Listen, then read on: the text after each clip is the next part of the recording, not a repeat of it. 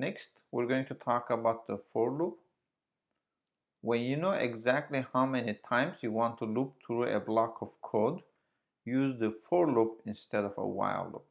So syntax of a for loop is for, initialization, condition, iteration, followed by a block of code to be executed. So let's see an example. So we have a for integer I, that's our initialization. I is set to 0 and I is less than 5, that's the condition, and the iteration is I++, and then followed by print I, and that's done. So this will output 0 to 4, 1 in each line. So let's see some examples. So I'm going to save this empty Java file as for demo.java.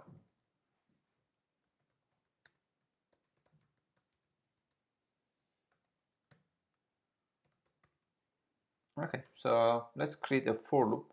For integer I is set to 0, condition is I is less than, let's say, 10, and iteration is I++, and followed by, let's say, one single line. So I'm going to say PL, print I, followed by a space.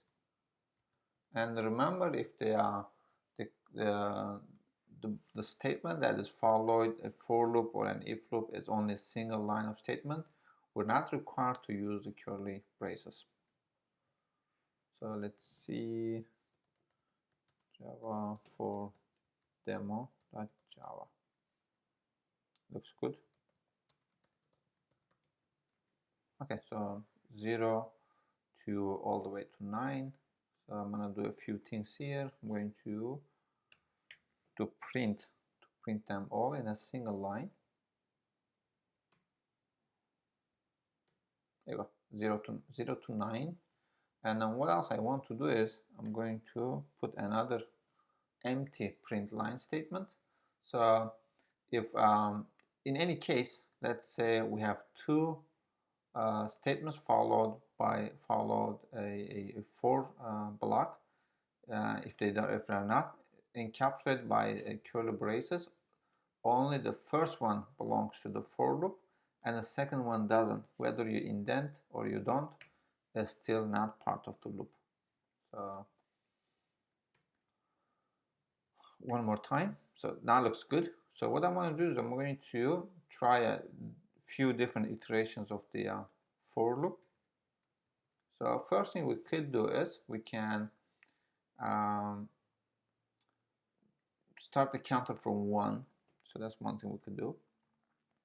And then we can say I is less than or equal to 10, I++. So the difference is now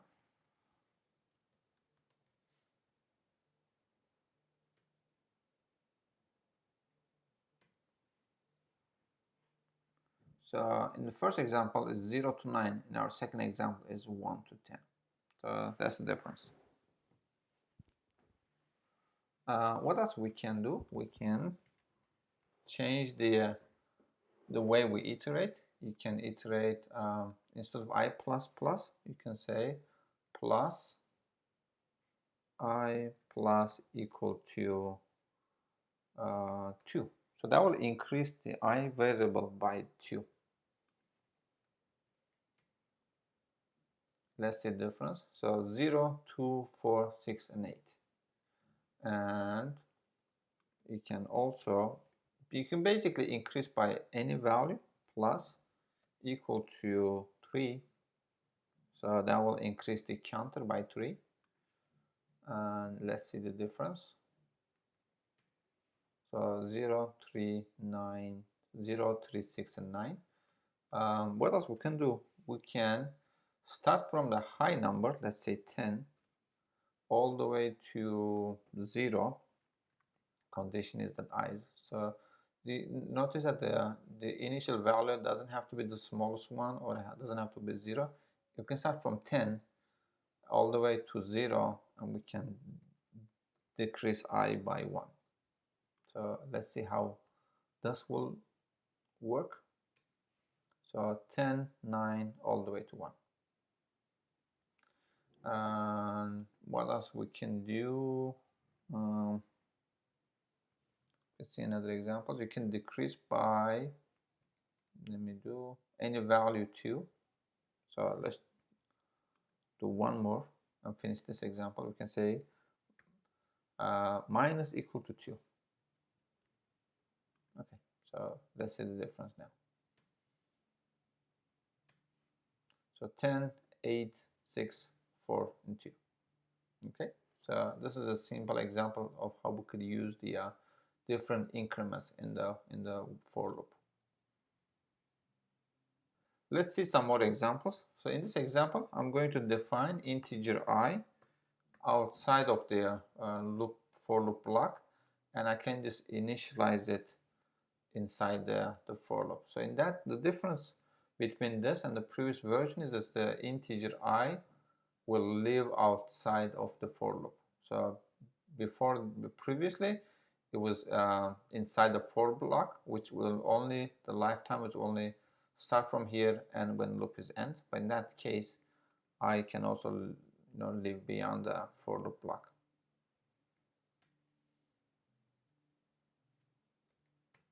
There we go. So in this example, if you want to print I somewhere here, you would know that the final value, even though the last value of I was printed was 9, the actual final value of I would be 10. Here we go. That might be confusing, so let's do this. Let's have one empty and one with I, so we know that I is not part of the loop.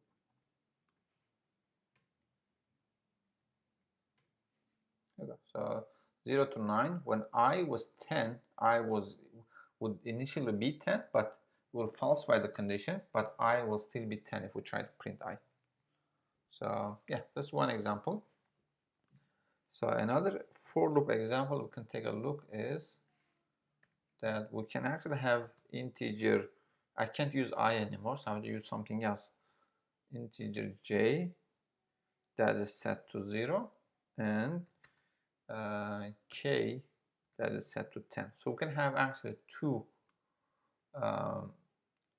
counter variables, and we can set still one condition though. A condition could be j is less than or equal to 5 and k is greater than or equal to 5. You don't have to use both of them in the condition. You can use one, but I decide to use both. But we need to increase or decrease both at the same time, so that's necessary. What I could say is I could say kj plus plus and separate by comma k minus minus. So what could we do is we can say p and then we can print j and we can say maybe a space and we can print k. Let's print them in separate lines. Here we go. So in this example, so we have it starts from here. So j is 0 and k is 10, and then we keep increasing j, decreasing k. At some point we meet. They both are 5, and the one after that is doesn't the condition becomes false.